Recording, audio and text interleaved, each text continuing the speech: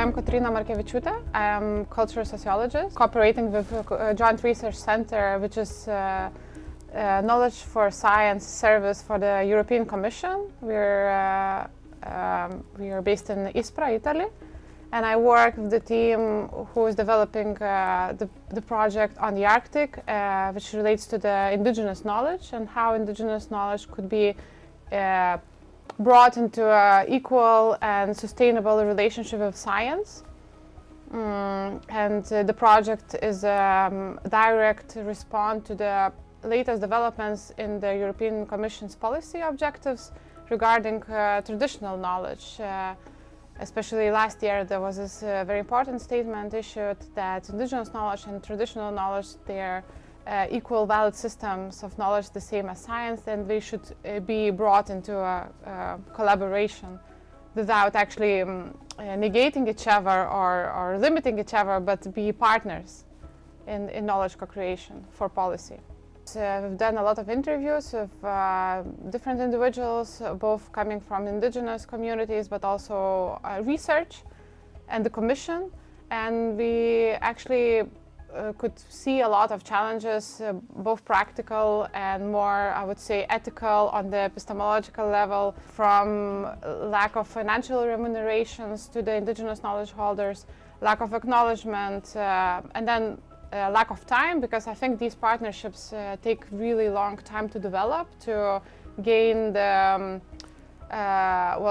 respect and the probably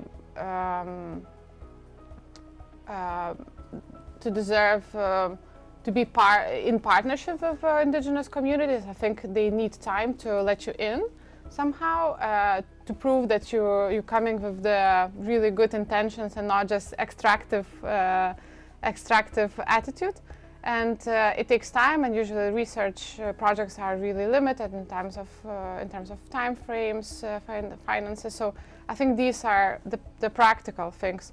When it comes to ethical, epistemological, I think these are more difficult challenges to overcome. That's why we bring part of our project is to provide a space for dialogue, where these different individuals could actually meet and discuss both ethical and practical matters. And we just done a few months ago a pilot workshop, and we actually found it very enriching, and an exchange between participants. It was most of them said it was a very enriching and positive experience for them, because they had time to discuss and share, because part of it was storytelling, and share their both positive examples of partnerships, but also struggles, doubts and things like that. So that was a really good starting point for us.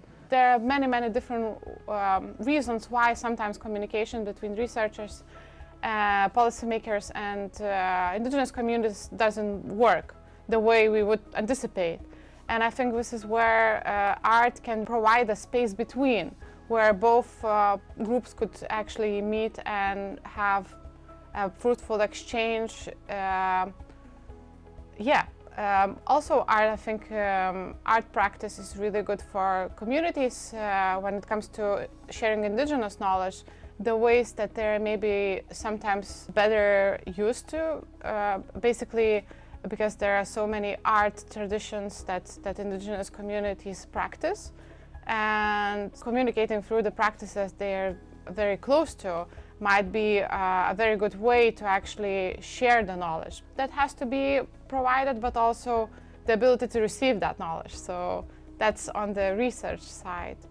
Art and arts-based methods could actually provide the space for dialogue. So not necessarily instrumentalizing arts into the research, and not trying to to make the art serve for some kind of research purpose, but actually maybe sometimes even dislocating the research into some kind of different situation, where dispositions but also our traditional ways of knowing could be challenged and maybe creatively approached.